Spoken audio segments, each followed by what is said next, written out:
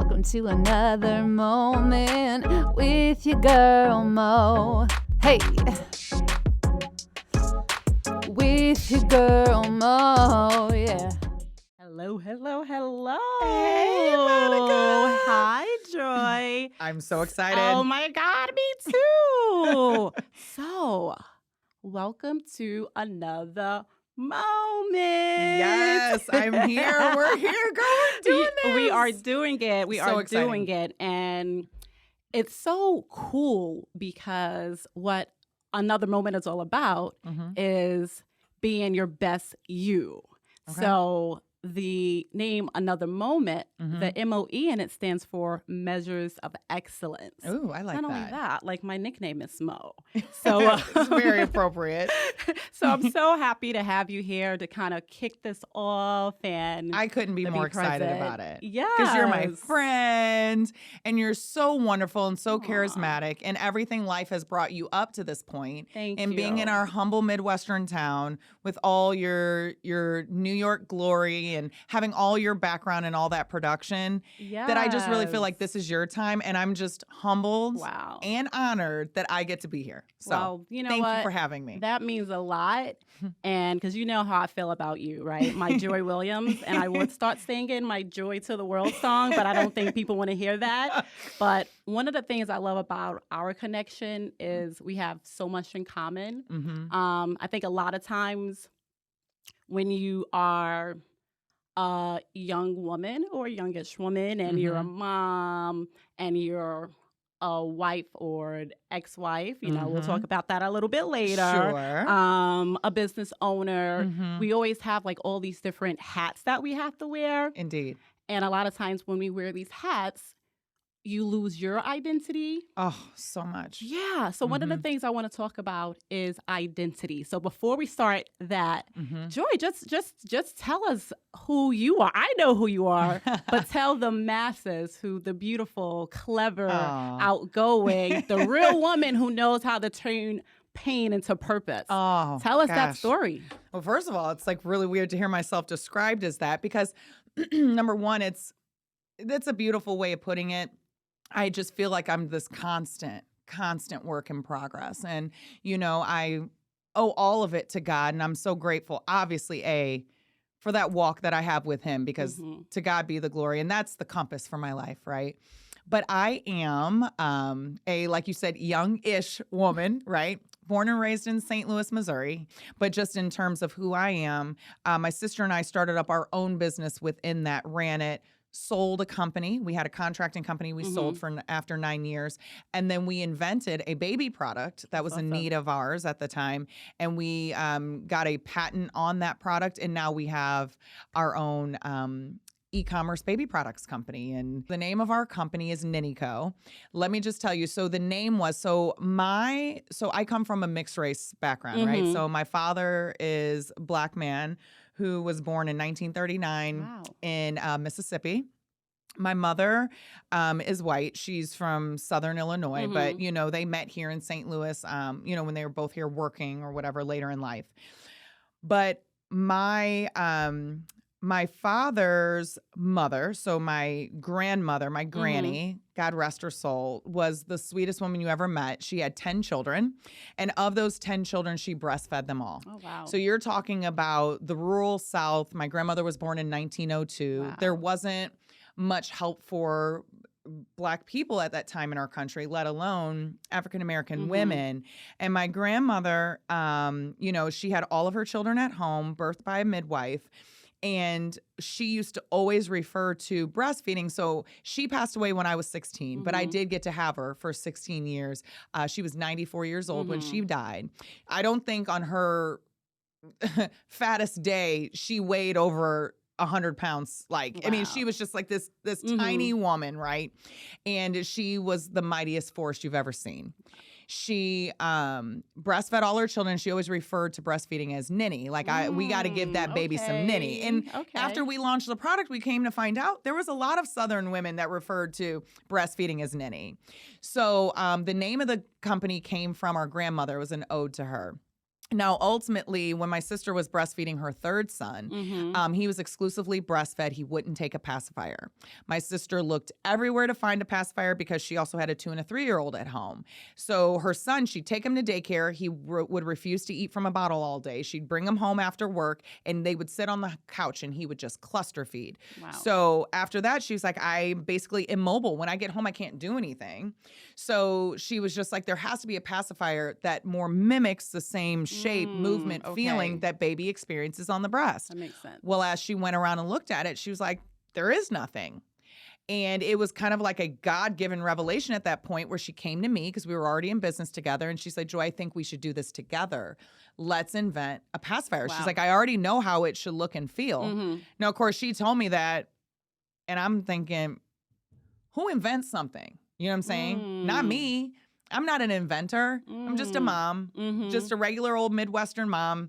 I really don't know what I'm doing with my life in general. I was in a very struggling marriage at the time, raising 2 children and trying to think about, okay, we're already in one struggling business and now you want us to invent a product? No, I don't think that's for me. But it didn't take me much convincing. I really felt like God had laid this idea on her heart, and I said, I'm going to go on the journey with you. So it took us 7 years to get it from in her head, down on paper, working through the patent process, getting the manufacturer, but ultimately NinniCo, the first real breast-like pacifier, was launched to the world on March 1st, 2021. Wow, that is so incredible. And you mentioned a lot of things that resonated with me. So you just have strength in your bloodline. You come from strength.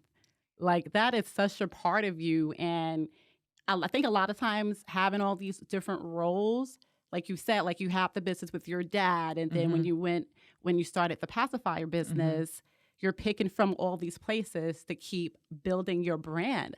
So when it comes to identity, how do you feel when you feel like sometimes strength isn't enough?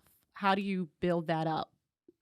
Yeah, and actually it's a really good point that you brought up, that entrepreneurship, all these things are in our bloodline. But I don't think I really honed into that strength until we really realized what we're doing. Everything, my dad had 5 brothers and sisters. Now it's just him. And then my amazingly beautiful 95-year-old Aunt Fern, who's still alive, and she's living in Mississippi. We think about all the great women that went before us, right? And it makes me emotional because I come from a line of strong women. Absolutely. And now these women might have not been big women in the workforce. I mean, a lot of them, were either caregivers, they worked in the home, amazing seamstresses, wonderful cooks, beautiful mothers, the matriarchs of their family that all their children and grandchildren will always sing their praises because they were all wonderful women of God.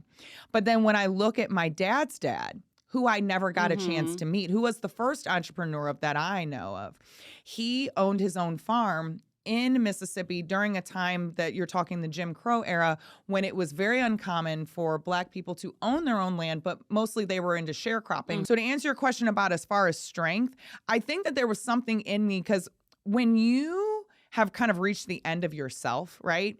And you're like, okay, I've exhausted every opportunity. I keep hitting dead ends, whether it be in my personal life, my professional life. I think there was a lot of times that I didn't know how I was going to make it, but I truly can say it's my reliance on God, and I don't say it flippantly, because it's like anything, like when you see like back in biblical stories, like when you're talking about like Abraham or putting notches in his staff, I feel like every situation I've been through has been a notch in my staff, right? And it's that I can look back on the way God has carried me, taken me through, and brought me on the other side.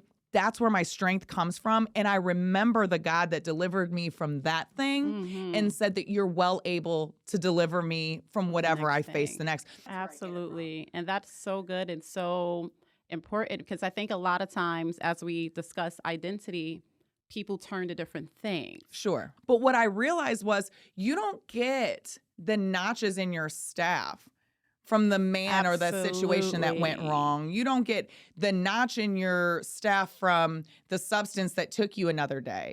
What you get it from is the God that helps to say, you see that didn't work out so well for you. Exactly. And that's taking you into a further place you don't want to be. But when you can rely on me, watch where I carry you, right? Because like you said, I just realized everything else, it was empty. It's a lot of these things, they feel good in the moment. Because don't get me wrong, I mean, everybody wants to feel good. You do, right? But there is nothing worth having that there isn't pain or sacrifice involved. I'm just a big believer in that. Like, good things, they don't come easy. And That you is so have to true. work for them, and you have to stand strong believing for it. True. And that's so good. And that's like such a good thing for people to know. Because I feel like a lot of times when there's challenges and there's no hope, what do? So I know one of my mantras, I love like a new year, because when you have a new year, it's kind of like a reset. One of my big things are vision boards. I have my vision board. I put what I want on it. And, my Z for me, my amazing 7-year-old daughter, she has her vision board. Aw. And a lot of the things that I'm hearing you say, you're talking about like your faith and your strength. And it comes from who your God, because he has a call for your life.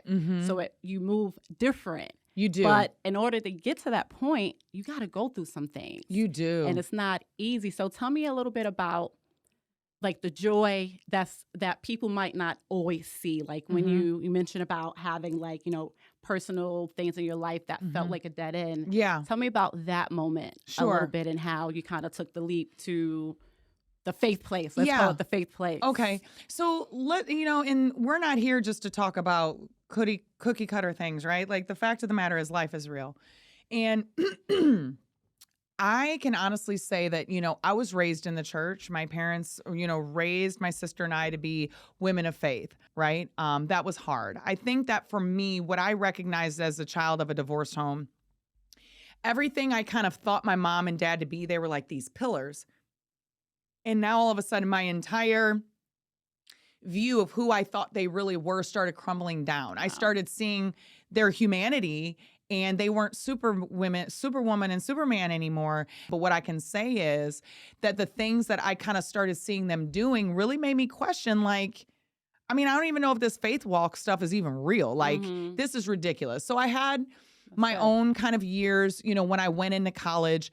And as soon as I could get a fake ID, I mean, you're talking about somebody who was, and I'm still the type of person, but it was out of control. Like, the amount of binge drinking, the blacking out drunk, the encounters in all the nightclubs and the bars, and encounters with men. And, now I will say, from a sexual standpoint, my parents always taught me, to like basically to wait. Now, I will say I did wait to ultimately lose my virginity until I was like 22 years old. But at that point, it was just a formality, because at that point I didn't really value anything. It was just more so like, it was something I had been doing, but I was pretty much doing everything but the kitchen sink before that anyway, right? So there was really no standards in it. I was just living life. And I felt my only worth really at that point was that there were men, let's just say athletes, or men of certain statures in the, in culture or in the world, that would hit on me or be like, oh, I find Joy attractive. And there'd be like football players that wanted to date me. So even though I was smart, and I knew I went to a good university, but in my mind, I wasn't good at anything. My only worth lied in my ability to have fun. I was always the life of the party. My nickname was J-Dub in the club. I love to dance. I was a college cheerleader. Hey. But I felt like my only worth really was in what type of a man and of what stature I could gain. I was like, I don't want this life. But then I was like, but I still don't know what I'm good at, though. I don't know what I can do. I struggled really understanding what was my even point or purpose, to the end that when I met my now ex-husband, because I am divorced and I have been divorced now for almost 2 years. But when I met him, he was somebody that was different. I felt like I met him. He was a regular guy. He was a high school basketball coach. He was, from a community near my hometown. And we had fun together. And I'm like, and he listens to me. And it just doesn't feel so hard. So what did I do? You don't get pregnant to get a guy to stay. And now I'm doggone 30 years old. And I'm doing the stuff I read about in high school, right? And I'm thinking... But once I did get pregnant with my son, because I was looking with my first child, I was looking for purpose. I was looking for reason. That's good. And I was like, I feel like maybe if I'm a mom, maybe that will complete me. This guy seems like he's steady enough. He'll be around. But you know what happened, Monica? I get a message from a girl that tells me, by the way, I've been sleeping with your boyfriend the entire time that you guys have been together. And honestly, I have forgiven him and we operate in a good space, I say, but it's still the truth, right? And so that's how our marriage began. And we were married for 11 very hard years. Wow. And none of that stuff really stopped. And so a lot of the things that Joy began to realize Joy could do came out of pure grit and determination because I was determined to say, I'm going to pull myself up like a phoenix from these ashes, but this is not life. This is not what I signed up for. I'm so in awe of your story, of how candid you are, because I know from experience, a lot of the things that you touched on, it's just not easy. Having the business and then the whole rebranding yourself after a divorce. So just thank you for being vulnerable and being honest, because I think a lot of times when people, I remember someone told me, they said, you don't look like what you've been through. And that's a compliment. And I'm like, well, thank you. Because one of the things when I went through a divorce as well, but I remember I had a life coach and she was phenomenal. She sat me down and was like, Mo, what's the most important thing in your life? And I'm like, my relationship with God, my family, my sisters. She said, not once did you mention you. So once you realize what you value, you live towards that. And one of the things I said is I value peace. Yes. So I'm like, if I value peace, you can't call me at midnight with chaos. But so going through all those different things and just the rebranding of who I am. And I remember we had a little chat last week and you made a comment, like you said, you know what? I'm doing what I need to do for me now. It's about me and my season. And like you said, you are the Phoenix Rising. And I'm just proud of you. And I'm so excited to see where you're going to go and how you're moving and all of that good stuff. A lot of me going back to the girl who didn't feel like she was worth it, really realizing that I am valuable, it has completely restructured and reshaped the way I look at life. Because when I look at pictures of what I looked like right before my marriage blew up, I can't even recognize that woman. I look at me where I will be asleep and I will wake up from sleep shaking and thinking I'm dying and it's all ending, and the fear of the loneliness and all of that. But because of the fear of loneliness, of always being by myself, being somehow unworthy or somehow less worthy, being single versus being in a partnership or having a boyfriend or a husband, restructuring that there was something in me in that unworthiness when I look back at that little girl who I was around middle school age, who felt that my identity lied in having somebody that found me pretty or interesting and valued, and feeling like I was never going to be worth it or enough. And that's when it started for me. So now I have to talk to that little girl at that age remind her. That's good.